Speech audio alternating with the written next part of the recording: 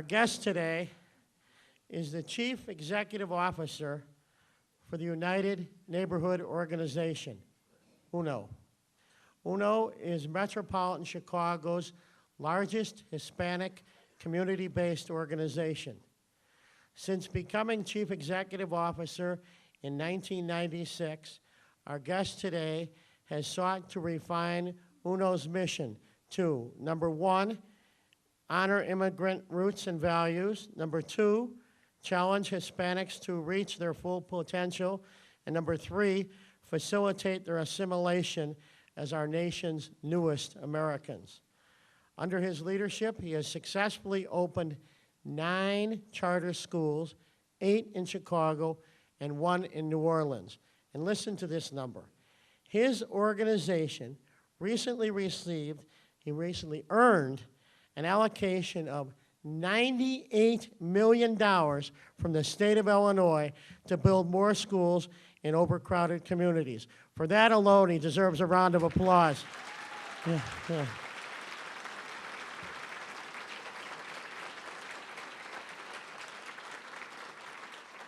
Our guest today earned his bachelor's degree from Northeastern Illinois University. Ladies and gentlemen, Juan Rangel. Juan?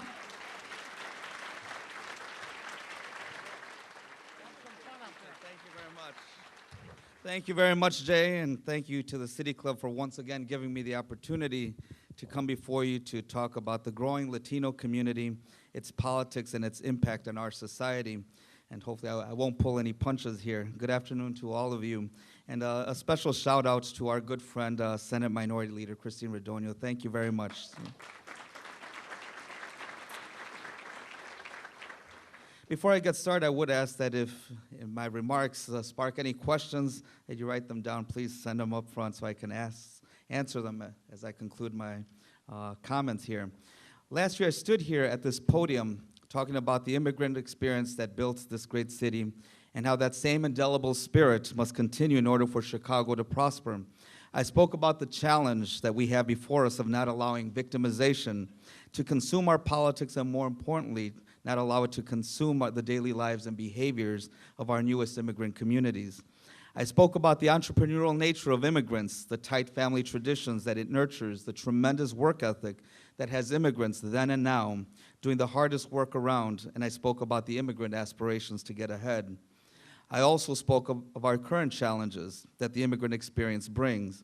Gang violence at an all-time high, a high school dropout rate hovering around 54%, increased teen pregnancies, alcohol and drug abuse, and domestic violence, all too pervasive and all too common, challenging our Hispanic community's ability to prosper and to reach its full potential. But today I'm here to put a political perspective on those thoughts and give you an insight on how the evolving world of local Latino politics has in many ways empowered our community and now at times has failed it. More important, I hope to leave you with a few thoughts about our political future and the legacy that our leaders need to think about leaving behind. Chicago has always been a political town where the working class and the immigrant class found a foothold in the American dream. Politics here has always been the vehicle for upward mobility, especially for those not born into the elite class of society. The political structures that worked so well for the Irish, the Poles, and others up to now have worked for the Puerto Ricans and the Mexicans too. It hasn't always been pretty, but it has worked. But like the proverbial double-edged sword, our political system now is in the midst of reform. But before reform came, Latino political empowerment began to take root in communities across Chicago and around the state of Illinois, much like it did for our immigrant predecessors for the past century. Not only did it take hold, but for almost 2 decades, Hispanics became the dominant voice in Chicago's political arena under the auspices, and some may argue, under the thumb of the Hispanic Democratic Organization, HDO. However, taken in its purest form, that era was a tribute to the real possibilities of ethnic politics in Chicago. This time, Hispanics were the primary beneficiaries. That era is now gone, and it is up to its successors to learn from its past, with all its successes and all its failures, to rebuild Hispanic influence in Chicago. The same power structures that gave birth to the legendary politicos has borne much of the Latino leadership of today. That is to say that some emerge from the ruling party and as insiders who have worked their way up the machinery of the party structure, but also others who claim the mantle of independence, as reformers, if you will, the good government types, whereas many, including Mike Royko, who derisively and affectionately describe them as the Goo-Goos. For every Anton Cermak, Richard J. Daley, Dan Rostenkowski, and every William Big Bill Dawson, masters of insider Chicago politics, you will also find the rogue Edward Doliak's, Harold Washington's, and even Barack Obama's, bucking the party apparatus, casting themselves as outsiders awaiting their turn to control the very power structures that groomed them so well. These and many others were products of their neighborhood enclaves, and this being Chicago made them proud representatives of their ethnic or racial followers. Latinos are no different. For every Reyes and Chico, you will find a Gutierrez, Del Valle, and Solis. And like other groups, some have succeeded in building power, others less so. Many view Hispanics as a monolithic group. Perhaps that's because at times some of our leaders have chosen to depict it in this way. There is strength in numbers, after all, but it is far from being monolithic or even walking in lockstep. There are a myriad of factions within it, nationalist factions within the broader Hispanic community, and even factions within these factions. Many of these are based on territorial interests, political interests, financial interests, and even philosophical and issue-based interests. Some tend to be more left-leaning, clinging to notions of what reality ought to be and working towards a more idealized world. And then there are those who are more pragmatic in their politics, tending to be more old school, viewing politics as a classic vehicle to access jobs, money, and power, and who speak for the imperfect working class and their lunch bucket values. And then there is everything in between. But don't get me wrong, as with past immigrant groups, Hispanics do consolidate to form a power base that can win elections. And they do form coalitions within its own boundaries and outside of it, especially to preserve power. And of course, in some quarters, people may see no distinction. Mexicans, Puerto Ricans, what's the difference? Believe me, there are vast differences. Yes, Hispanics may seem complex and even appear divided at times, but if you have any doubt about how similar our politics are to other ethnic groups, just look at the Irish political establishment, and we all know that they all get along oh so well. Right. But ours is a more recent story. Local Latino political empowerment is as young as 40+ years old. We are in our infancy, yet we have made tremendous strides in such a very short time. The evolution of Latino politics in Chicago is one that follows a common thread, from the symbolic recognition of a new community to the self-actualization through protest politics to the ultimate and classic rise and fall of power.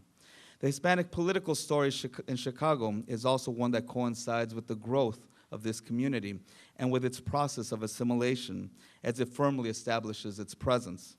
It is a story that begs the question on whether Hispanics will choose the ethnic empowerment model of lifting yourself up from the bootstraps, or will it ride the civil rights activist wave to power, challenging government to provide for its needy while enhancing its own status. It is also a classic Chicago story of power and ethnic politics. During the Richard J. Daley years, from the 1950s through the 1970s, Chicago saw the initial wave of Hispanics making this city their home. From Lincoln Park's then Puerto Rican community to South Chicago's early Mexican arrivals, Hispanics were still too insignificant in number to matter in a town where influence is gauged by vote tallies. But Mayor Daley, no stranger to ethnic politics himself, saw to it that this new emerging community receive its due recognition. And not all of it revolved around the symbols of marching in parades, wearing funny hats, or political sloganeering in Spanish.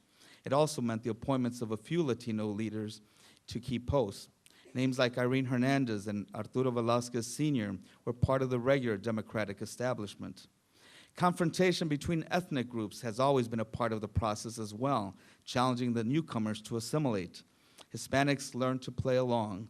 Names like Vasquez became Vasquez, and Spanish quickly gave way to the new adopted language, English. More importantly, Hispanics learned to incorporate themselves in the politics of ethnic Chicago. They too learned to work the system, get jobs, and in the process, get ahead. But having real power would have to wait for another day.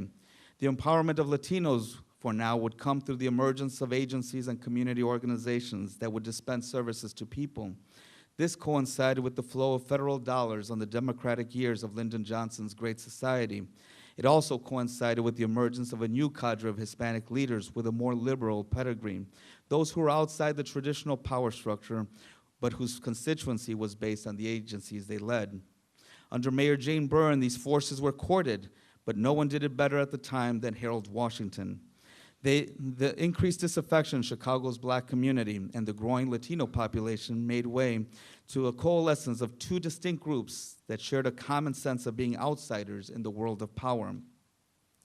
The rise of Mayor Washington and his Black-Brown coalition would give birth to a new group of activist leaders who were known for their independence from the party structure, like Juan Solis, Jesus Garcia, Danny Solis, and Luis Gutierrez, to name a few.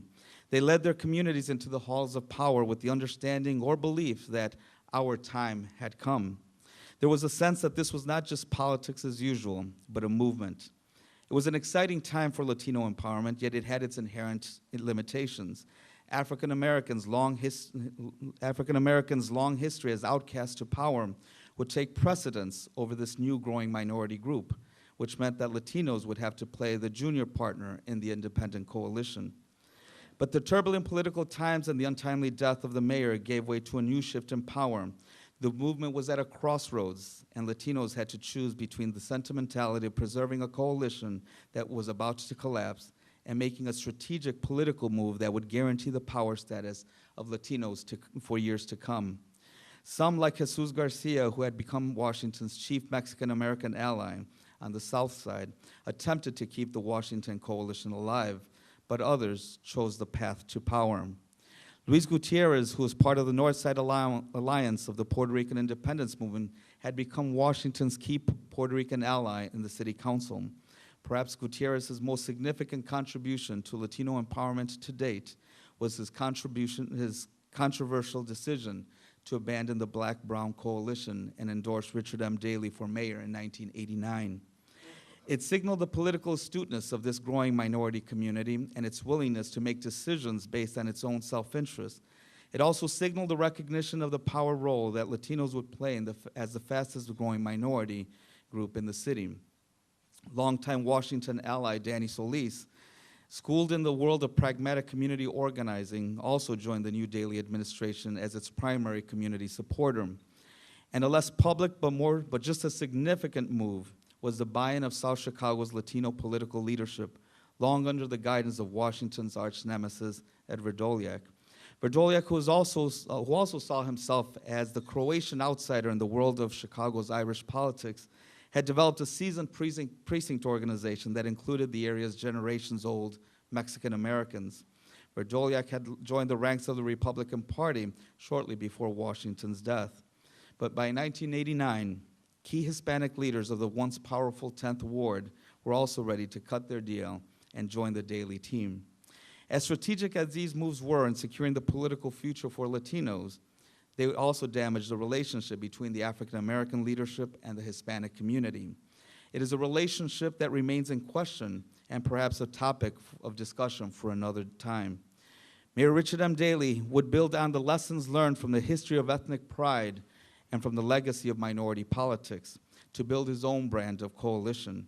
He built an alliance that gave real power to Latinos.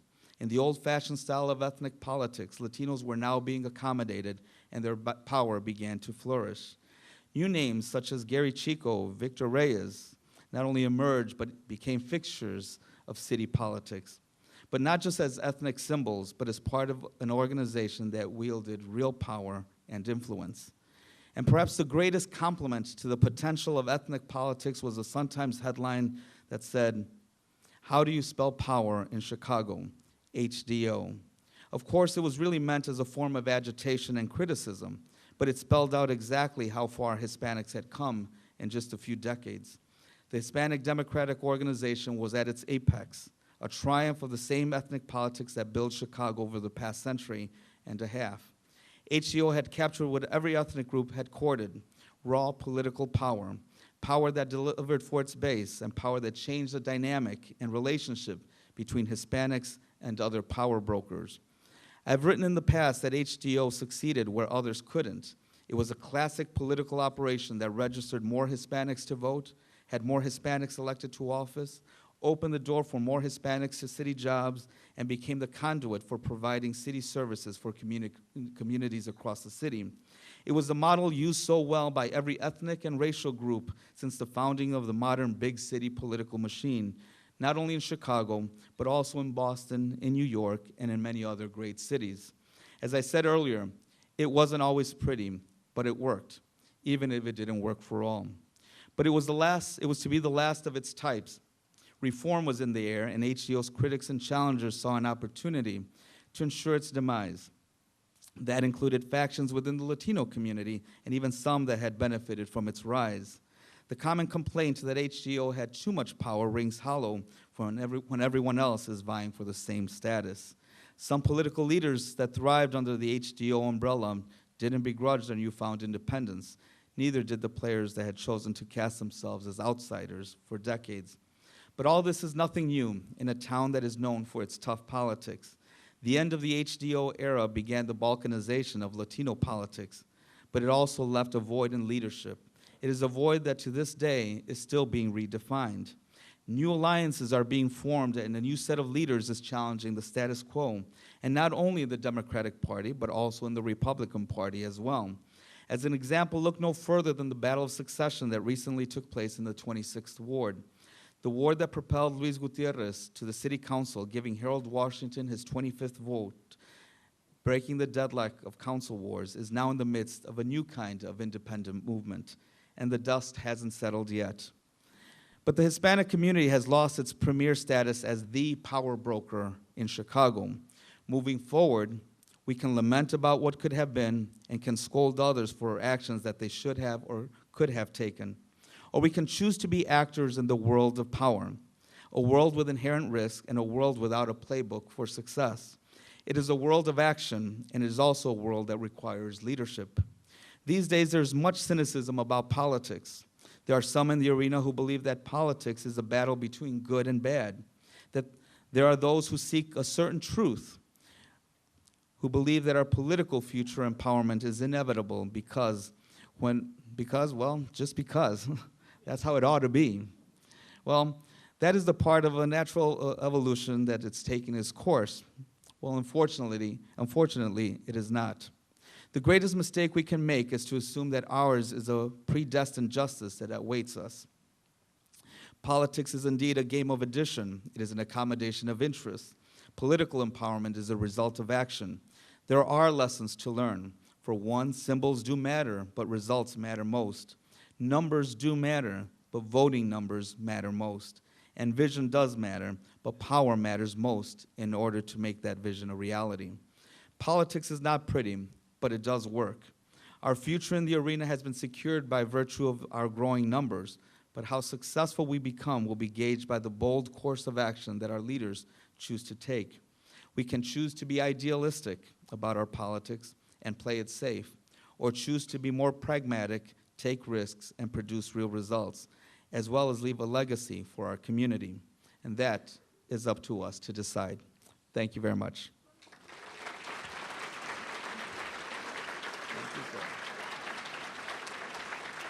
Any questions?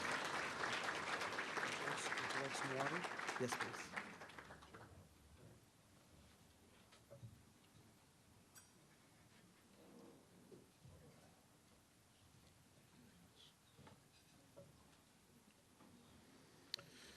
Okay, anyone has any questions? I see a Tweed, Mr. Tweed back in the back benches, please.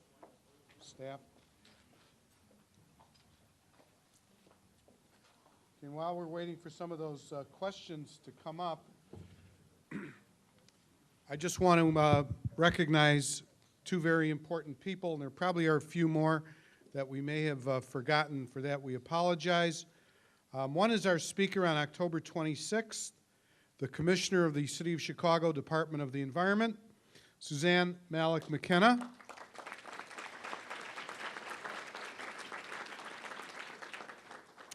To atone for that omission, Jay, you're expected up at St. Teresa of Avila, up on Armitage and Kenmore this Sunday. Father Ryan, where are you, Father? Ah, wonderful. Board member, Father Ryan, Dennis Ryan.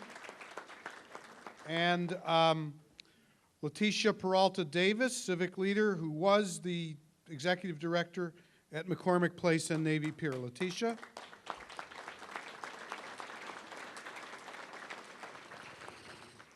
Okay, so now we can get to a few questions. The first one is from Courtney Blake. Courtney, where are you? Corey Blake. Sorry, Corey. Who's with the Roundtable Companies and a member of the President's Club.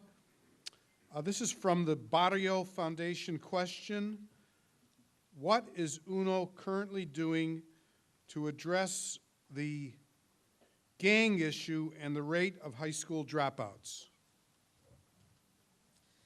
Very good. I wasn't expecting to talk about UNO, but I'll do that. Never lose an opportunity for self-promotion. I'll tell you what we are doing. I think that the most significant thing that UNO has undertaken in the last 10 years is running its own schools. And I think what we do is really set an example what a public education ought to be.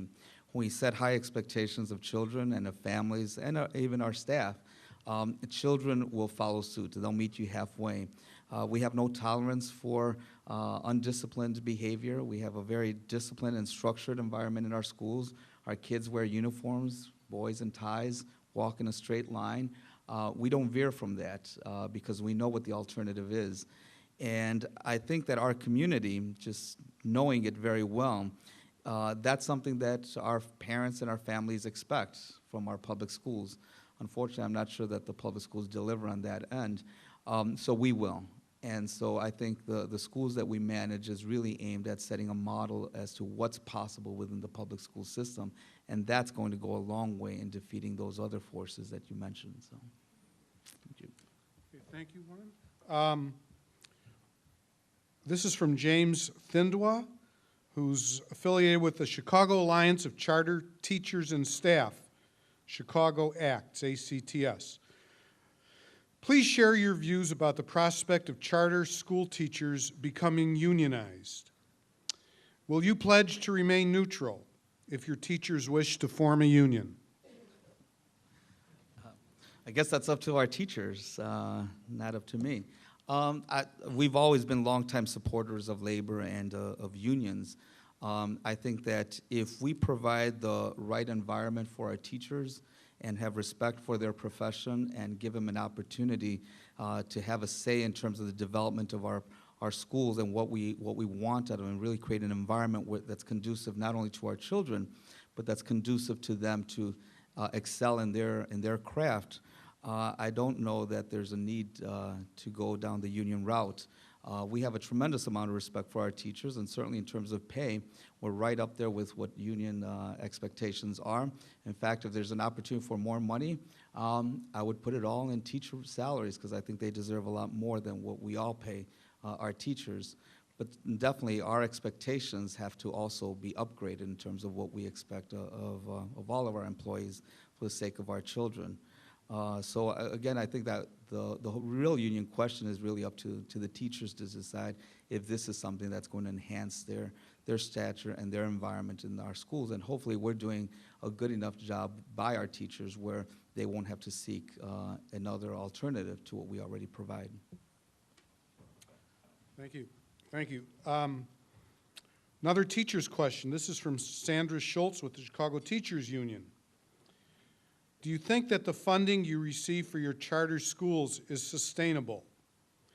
And could you describe how you are working with legislators to increase funding for education? I don't know if it's sustainable, but we'd love to go back next year and get some more money. So no, it wasn't aimed to be sustainable. I think its aim is to showcase what is possible. If you think about the fact that we are building schools at a much more cost-effective manner and a timeline that's much shorter than the Chicago Public Schools, and that's a model that we need to look at. My community is one that's severely overcrowded. In our study, we found that there's a need to build 28 schools across the city just to alleviate overcrowding in these neighborhoods. That's very unrealistic, and I'd love to think that we're going to build 28 schools, but it's just not going to happen. Not the way we've been doing things in the past. So if this $98 million, which typically, if you think about what a public school costs to build, somewhere around $50–60 million just to build a grammar school. And the latest high school that was opened up, the Westinghouse High School, cost the city or the public schools $103 million.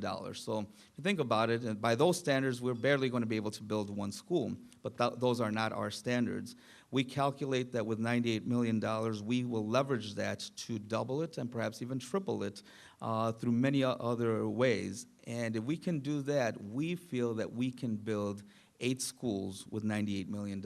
And we have no doubt because we've done it before. And that's a pretty good bang for your buck. And if that's a way that we can showcase what's possible in construction, then it's money worth spending. And I think overall, I think what UNO's always been about is about challenging systems, challenging people. And if in our way we are able to challenge the system and challenge government to be much more efficient with tax dollars, especially in these days, then I would say that we've done our job. Thank you. Thank you. This is from Ann St. Germain, a member of our Board of Governors. Can you tell us about future programs and plans for your charter schools? How are you going to spend the money? How are we going to spend the money? Wow. Our plan is to build 8 more schools, minimum of 8 more schools, and not just in Chicago. Our plans we would like to expand into the suburban areas as well with our charter school model because there's a tremendous need out there. And as you know, Hispanics don't just reside in the boundaries of Chicago or Cook County. Certainly out in other areas, we'd like to provide this kind of model of education.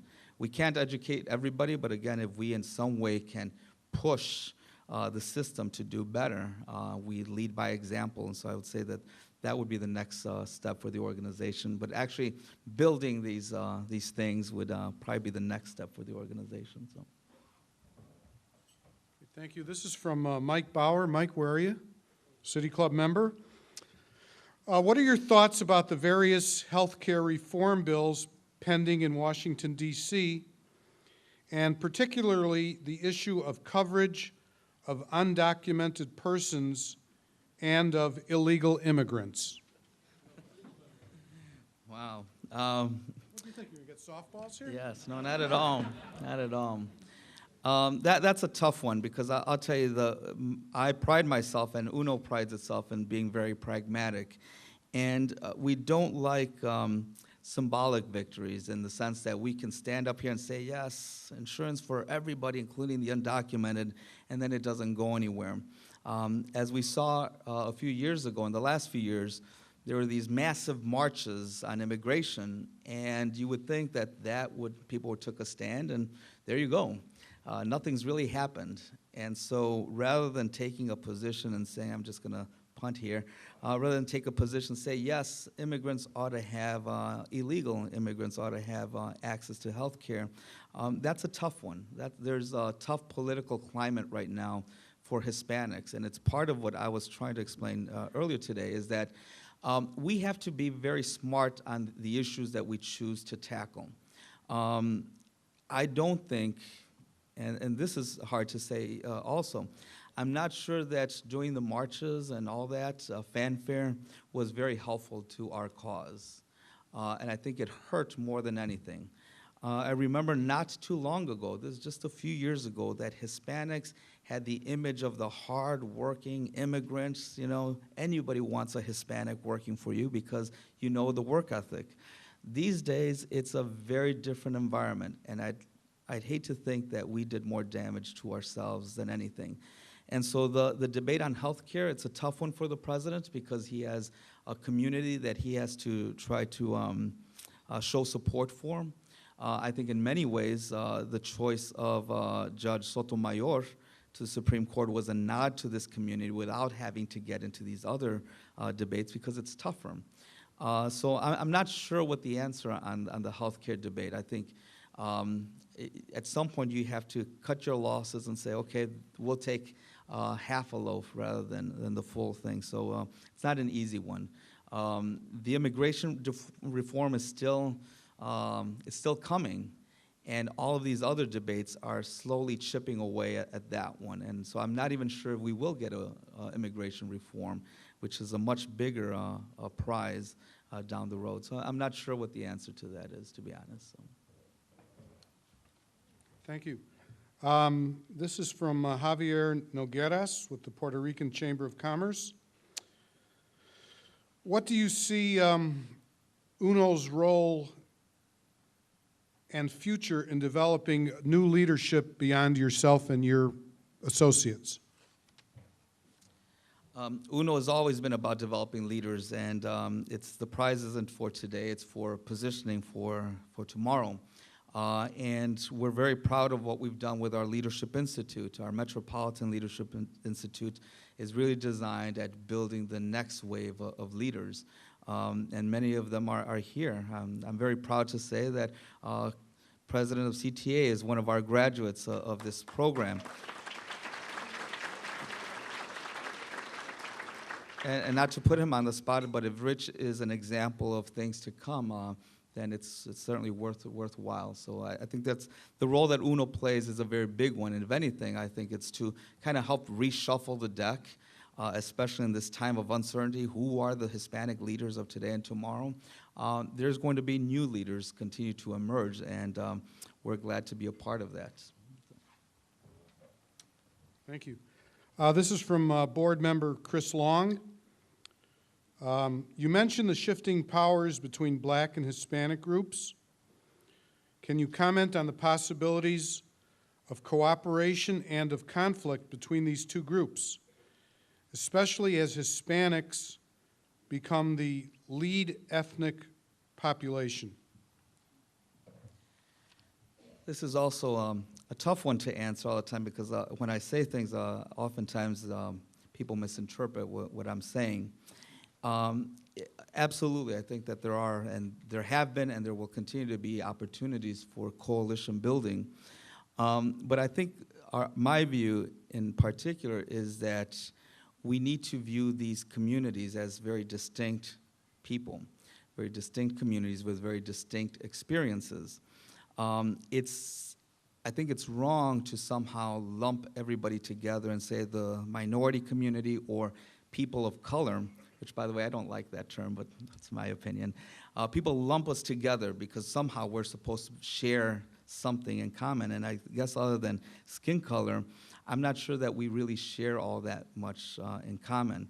I think it's wrong for the Hispanic community to somehow lay claim to the same history that the African American experience here in America has had to endure. They're just very distinct communities. So we can start there of acknowledging the differences of experiences. Maybe we can start acknowledging some of the problems that we have in our communities and try to find solutions to each one of those, which for different reasons exist. And so, yeah, absolutely, I do believe that there is opportunity for coalescence. It has happened before. It continues to happen on an issue-by-issue case, but it shouldn't be based on the superficiality of skin color. Hispanics have a rich experience. The Hispanic immigrant experience here in this country is very rich, but so is the African American experience here in America. But they merit, I think we need to be very respectful of both of those histories and try to acknowledge the problems that each have and try to address them in different ways. So. Okay, we just have time for a couple of more questions. One deals with the coming elections in February of 2010. How do you see these and how will they affect UNO and the communities that UNO represents, the local, county, and state federal primaries? Not just next year's election, but every election, I think, is always an opportunity.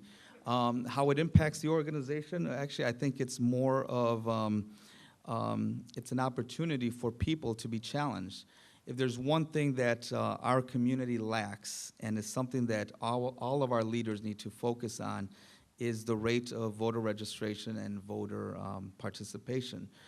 For the great numbers that we always tout, our voter participation is really pathetic. So we have a big challenge. If we're at all going to continue playing a role or be a player in politics, then people need to come out and vote. And maybe we have to give them a reason why people should come out and vote, but it is the hard work that needs to be done of going door to door, registering people and bringing them out to vote. It's the classic political story and the classic political work that needs to be done. It is hard work. But unfortunately, as I was alluding to in my remarks, we are in the midst of reform. The old precinct organization really doesn't exist the way it once did. And so the power structures that would be of benefit to all past immigrant groups just don't exist for us today, not in the same way anyway. So we have a big challenge, and that's getting people to register and to come out and vote. And then whatever election, I think this community is going to do well, but that has to be first and foremost. Thank you. Juan, I guess the last question is, what is your personal and organizational goal? What do you see in your life after UNO? After UNO? I know, do it. You know,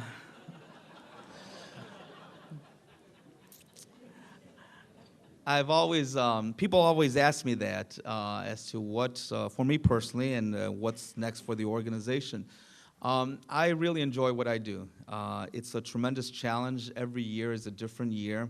If anybody told me that I'd be doing this today, that I'd be speaking at the City Club some 20 years ago when I first started at UNO, I would not believe it. Every year presents a new challenge, and certainly the challenge that we have before us with the new school construction is just a tremendous opportunity. So I'm not really sure. I do know that we are still going to be around. UNO has always been a factor in life in the Hispanic community, political life and otherwise. It's always been a factor. And we've been around for numerous administrations and have enjoyed a great relationship with many mayors, and certainly my personal involvement, it's been only with one mayor, with Mayor Richard M. Daley. So I would venture to guess that UNO will be around for many years to come. This year we're celebrating our 25th anniversary. It's been a long time. It's been a great ride, but there's still much to do, and so we're very excited about where we're at. We don't do it alone. We have tremendous allies and friends that have been with us, community, parents, residents in our neighborhoods, pastors in our churches, and certainly school principals, but also elected officials that have been great partners. I'm very proud of the work that we did this last legislative session, not only because of the $98 million, but because it also brought us new friends. I'd mentioned Senator Redonio. She was incredible. We can work across the aisle and back and forth and all over. We work with those that want to work with us. And so we're excited about our future. What that means, I'm not sure, but rest assured, UNO will be a factor. Thank you very much.